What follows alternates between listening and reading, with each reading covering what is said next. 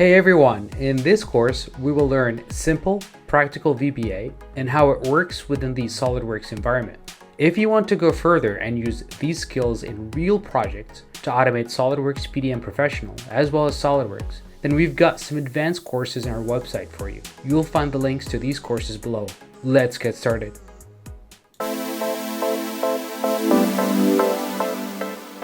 In this lesson, we're going to build together a calculator using the UserForm in VBA. This is going to show us how to create UI elements and wire them into logic or code behind. So let's get started. Okay, in these Project Explorer here, we have seen modules, we've seen also class modules. This time we're going to focus on the forms or the user form. So right click on forms here and then go to insert and then choose user form, and that is going to obviously create a user form here called UserForm2. Let's go in here and change that to be calculator. If I type that calculator, and then I can change the name here and move that, maybe go down here to the caption to make sure that I've got that spelling correct. My screen here is pretty small, so I'm having a hard time kind of focusing on the text in the properties dialog here.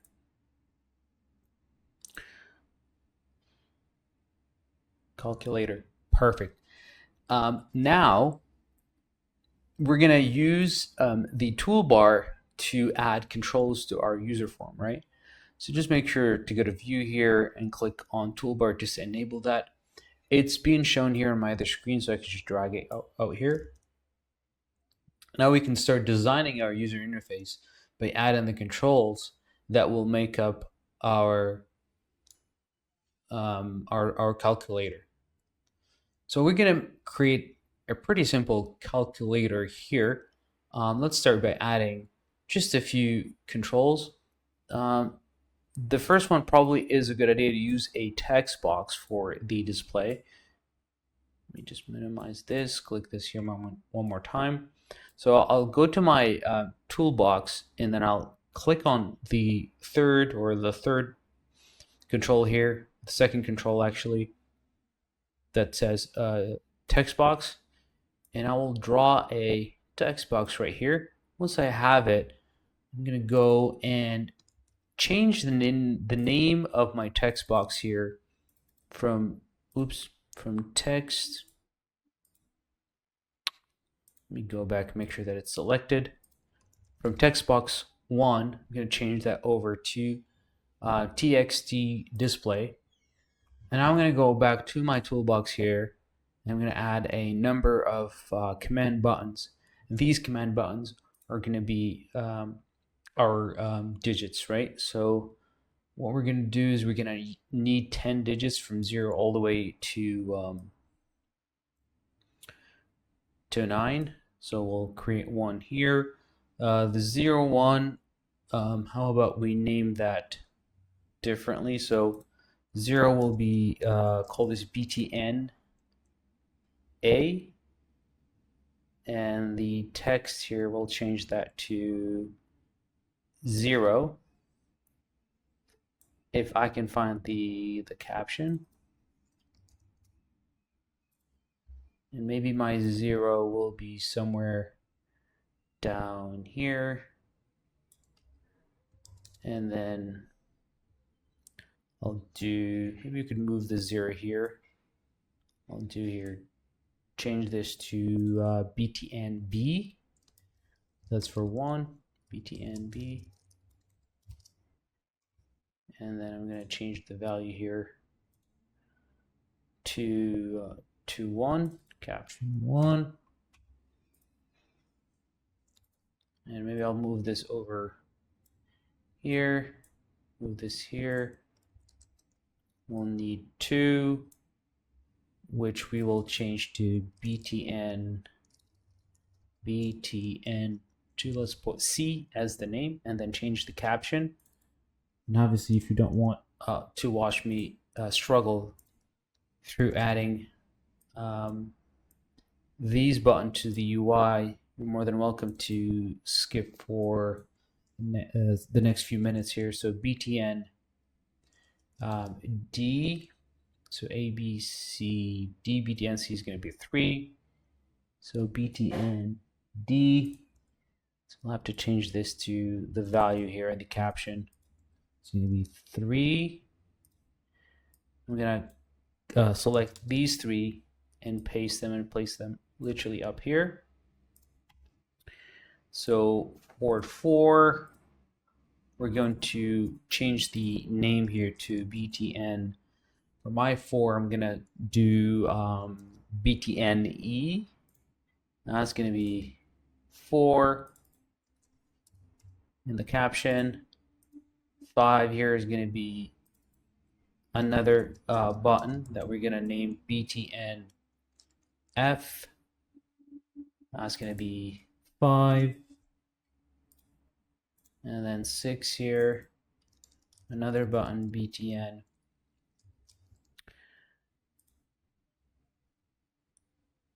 G, and I'm going to have to change the caption here to 6. And then we'll copy these one more time. And then we've got 7 here, which will be btn H. Oops, btn H. And then we've got 8,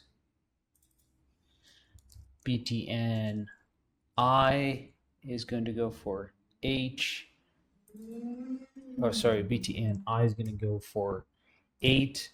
And finally here, btn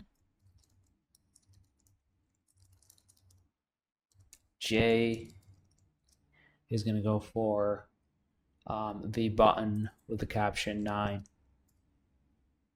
Perfect. So those are all the digits that we want. Might as well put the 0 somewhere here.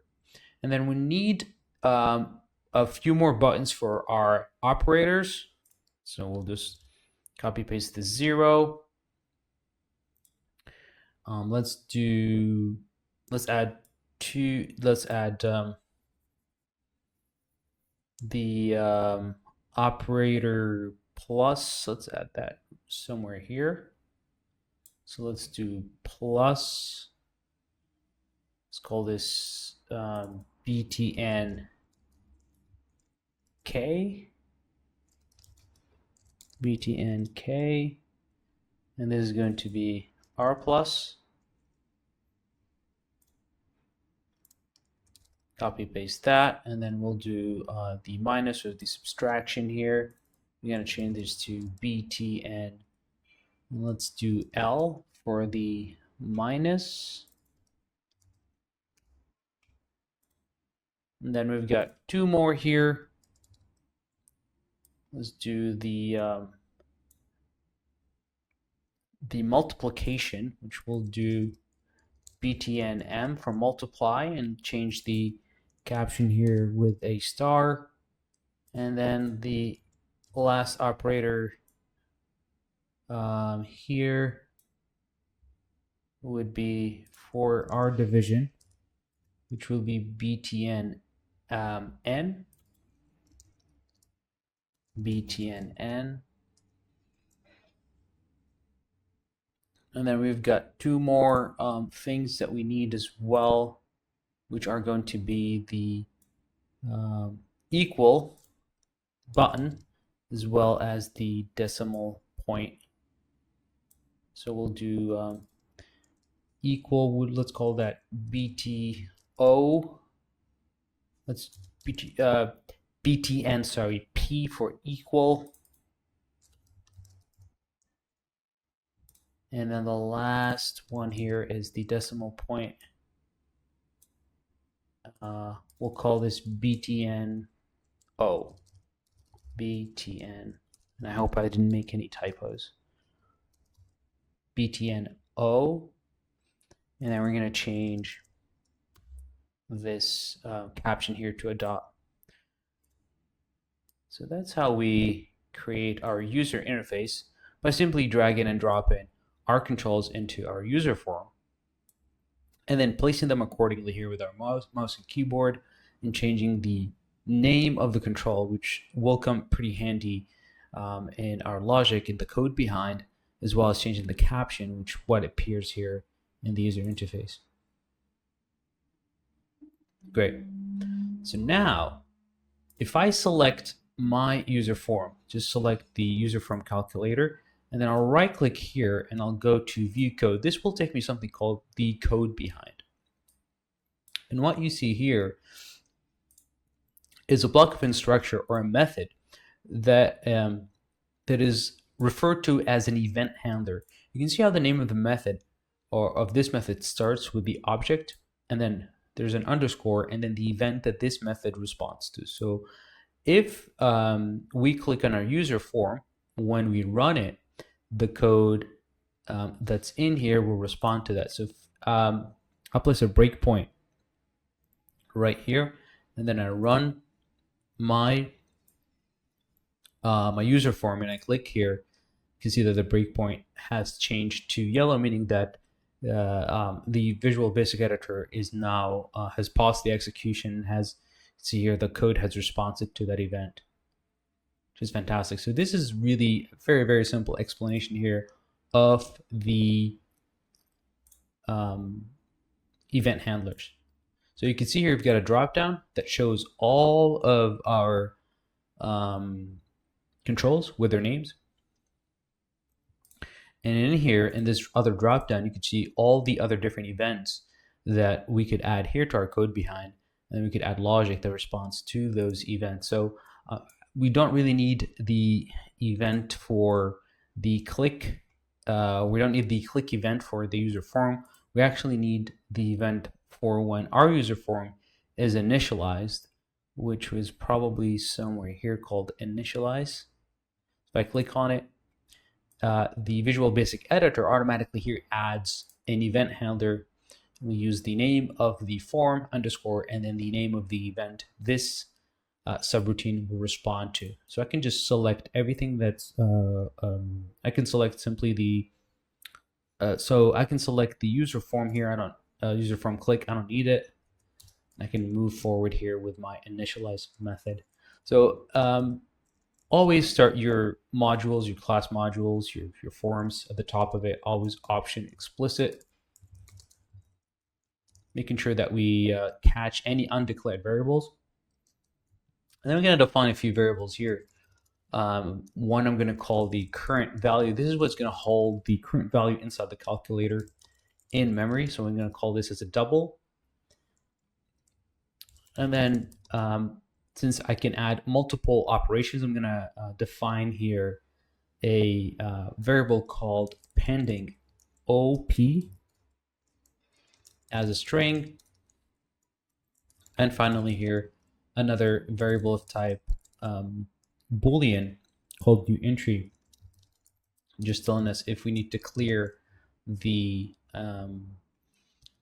calculator UI. So by default, whenever our first time that our calculator gets initialized, what we want to do is to want to set the value on the display to be equal to 0. So the display text, which is a text box, is a control that we can write its name inside of our initialize method right here, and then we can call a property called text and set that to a value of 0, which is a string. So the text property here is of type string, and we can also tell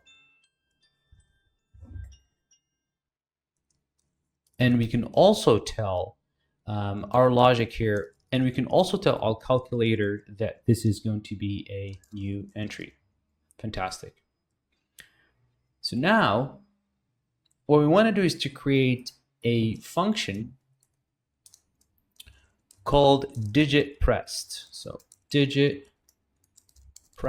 this function right here is going to take in a by value digit as a string. Oops.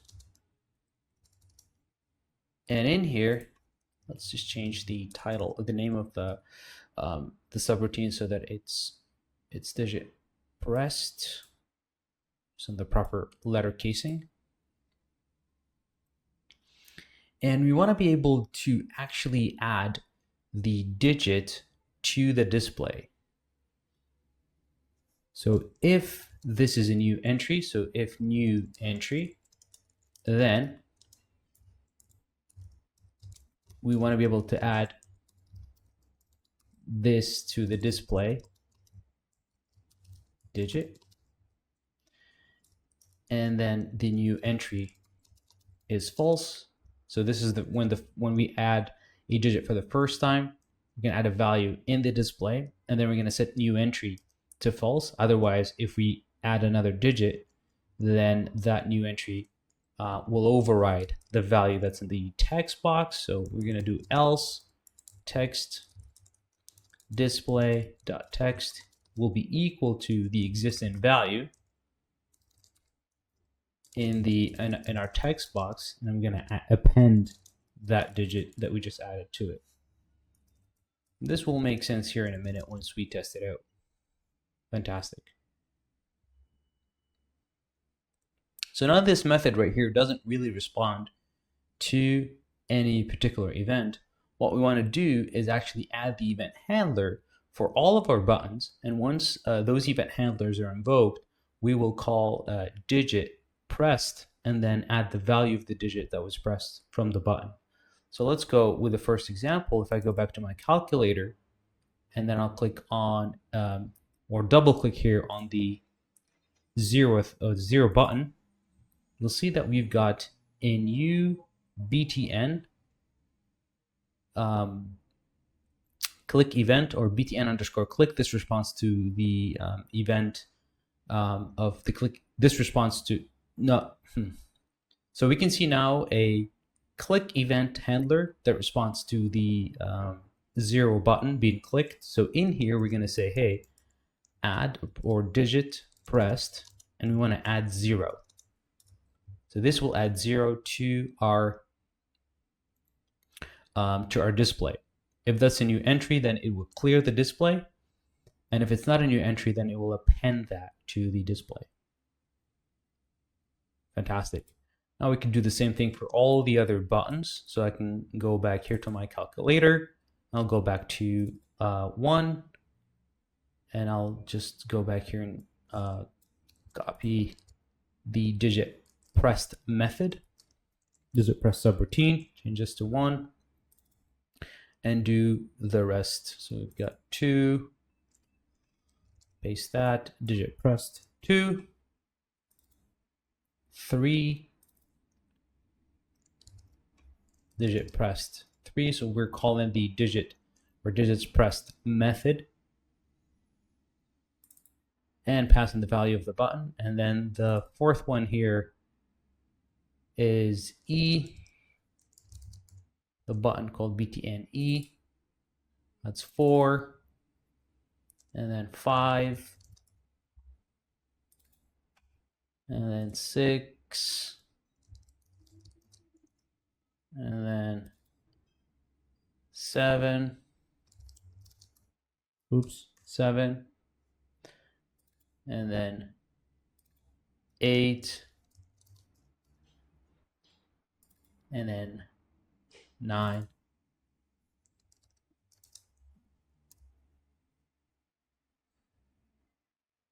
Fantastic. So now if we run our code, and then if we should probably go back and change the font style here so that it is at least larger. So the font color is fine. We want to change the font size.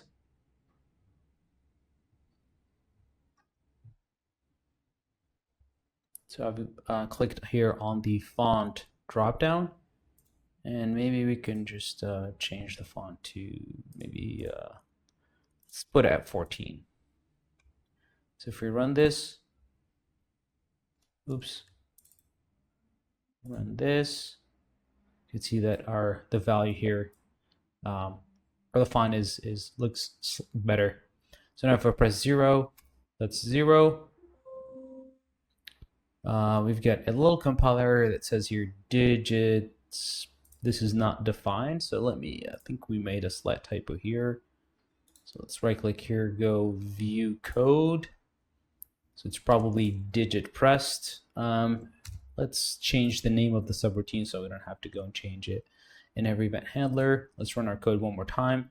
Let me just click on 0. That works fine. If I click now on 1, it's a new entry. It's going to append 1 to that. So you can see 1, 2, 3, 4, 5, 6, 7, 8, 9. That's perfect.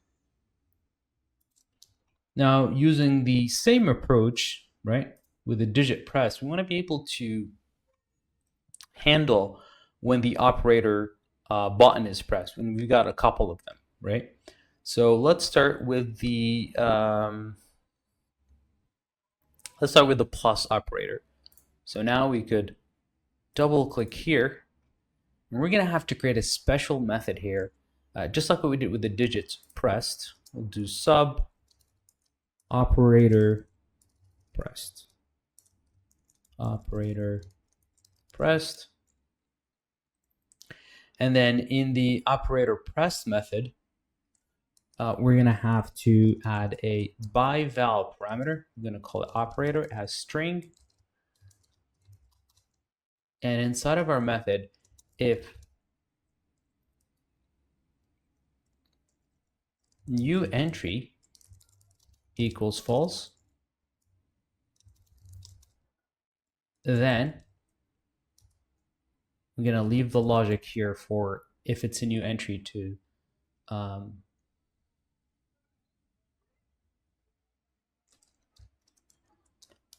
so in here, if this is not a new entry, so in the operator press method, there are 2 scenarios that could present. The first one, if we need to immediately compute the value. So in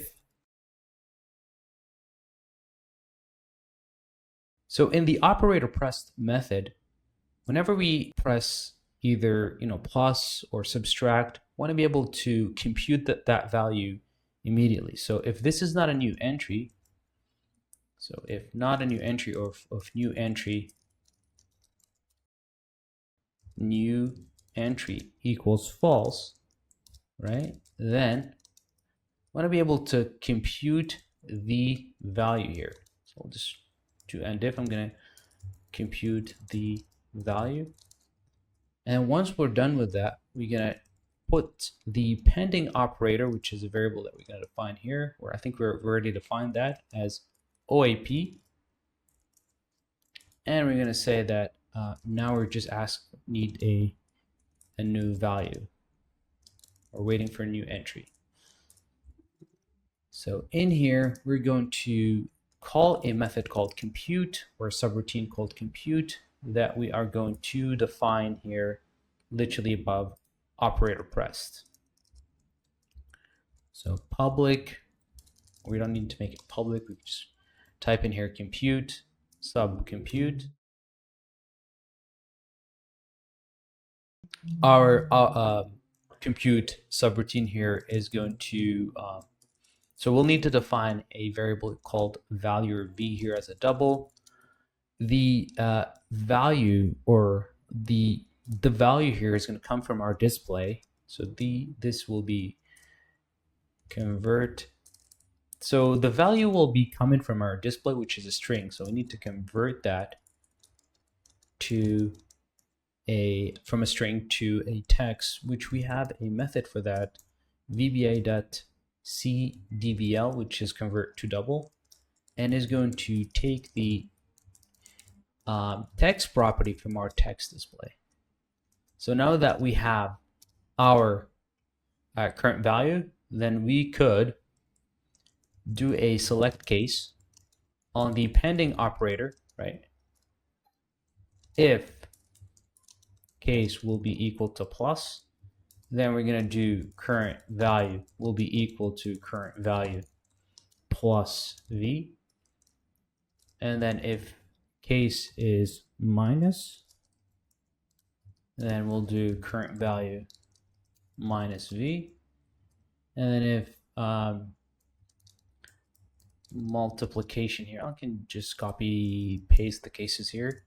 And then the other case would be to multiply. So that will be multiplied by this value.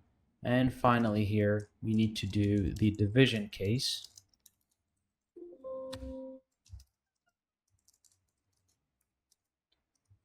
Then we need to be able to handle the current value being divided by v.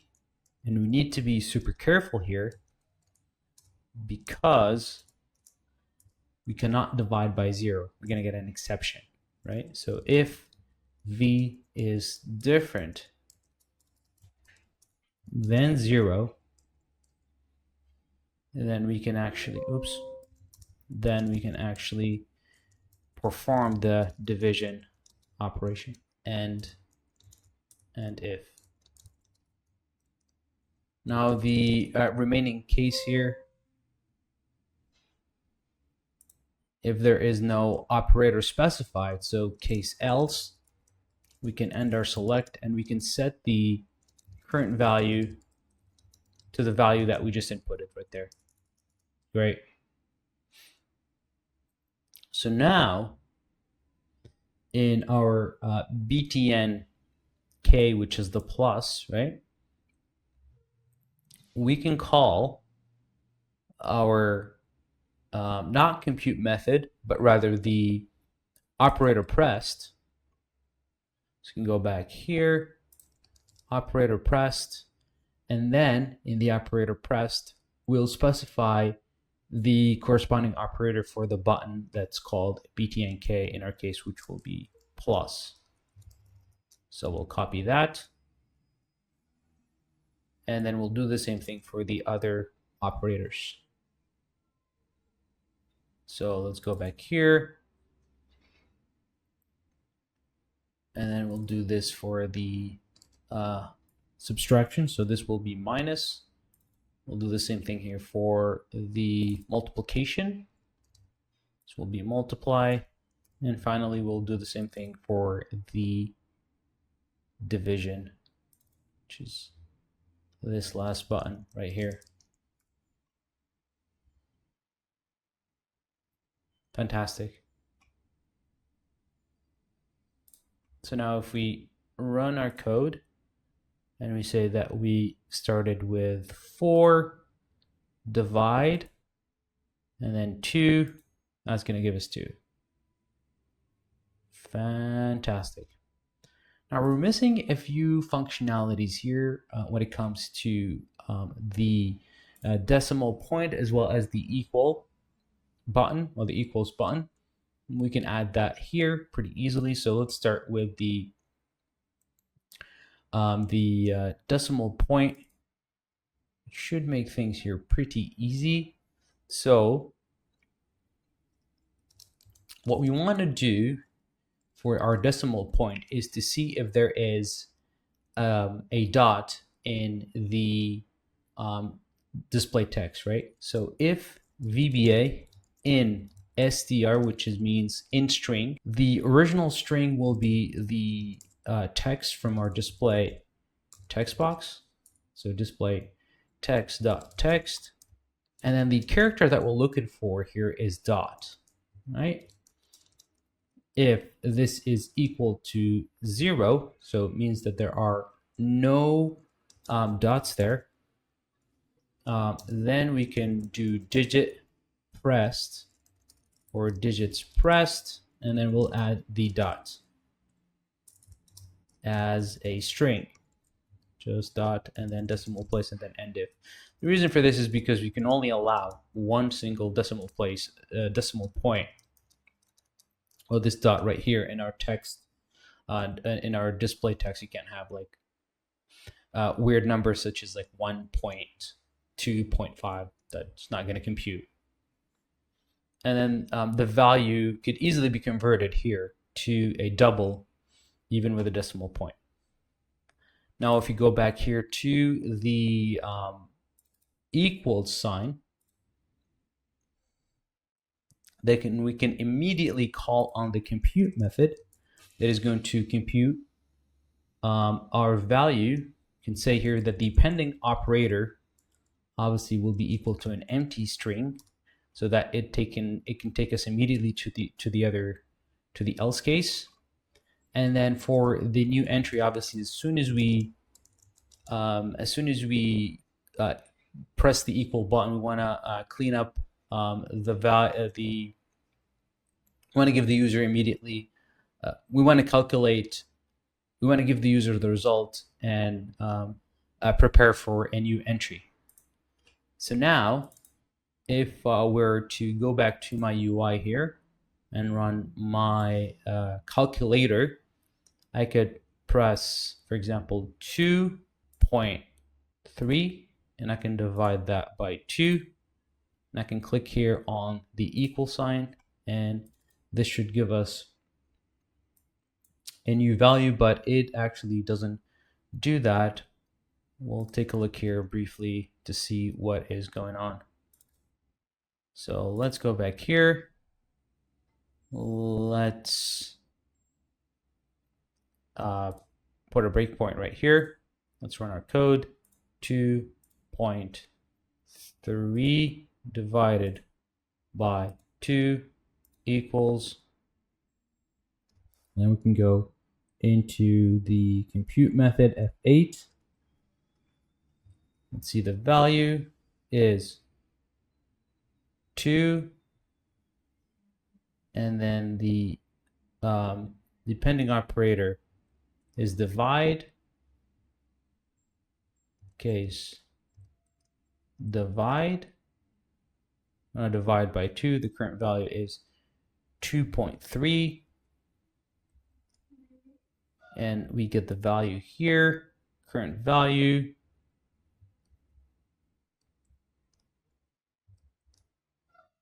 And then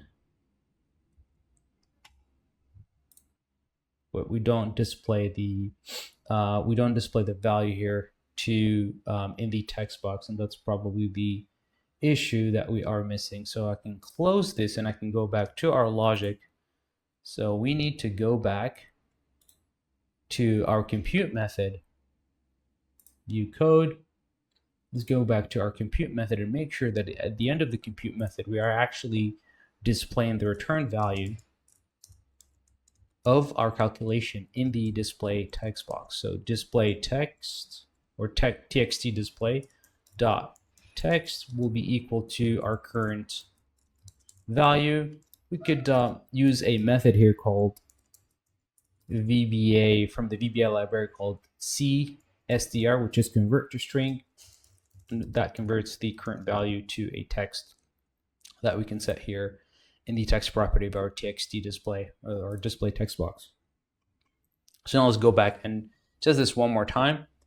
2.3 divided by 2 will be equal to compute. We've already put a breakpoint. Let's remove that breakpoint and run, and you can see the calculated value here, 1.15, is the result.